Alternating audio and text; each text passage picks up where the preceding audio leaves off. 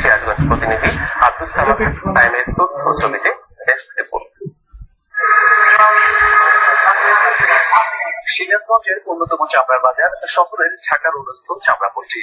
প্রতি কুরবানির ঈদে এখানে প্রায় 8 থেকে 10 কোটি টাকা চামড়া বেচা কেনা হয়। যদিও এখানকার ব্যবসায়ীরা বলছেন, ট্যানারি মালিকের কাছ থেকে সিরাজগঞ্জের ব্যবসায়ীদের প্রায় 60 থেকে 70 হাজার কোটি টাকা বকেয়া রয়েছে।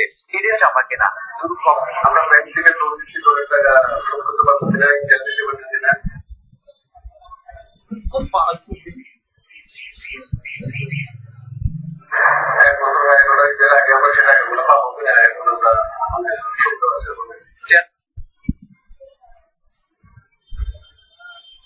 ট্যানারি মালিকদের কাছ থেকে সময় মতো টাকা না পাওয়ায় ঋণ জটিল।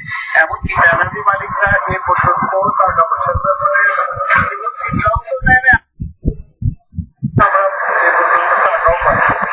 আর ব্যবসার জন্য ব্যাংকিং সাপোর্ট না পাওয়ার তথ্য জানালেন ব্যবসায়ীরা। বর্তমানে যে 25 থেকে 30 জন চামড়া ব্যবসার সাথে জড়িত রয়েছেন, তারা কোন রকমে টিকে আছেন বলে জানালেন সিরাজগঞ্জ চামড়া ব্যবসা সমিতির সেক্রেটারি। আমাদের কাছে আসলে আমরা কোনো সময় ব্যাংকিং সাপোর্ট দেখা যায় না, আমাদের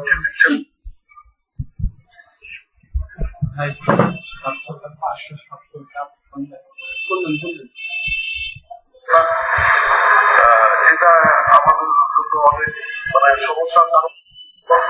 চামড়ার বাজারে এবারে কোরবানি ঈদে ধস নামলে চামড়ার জন্য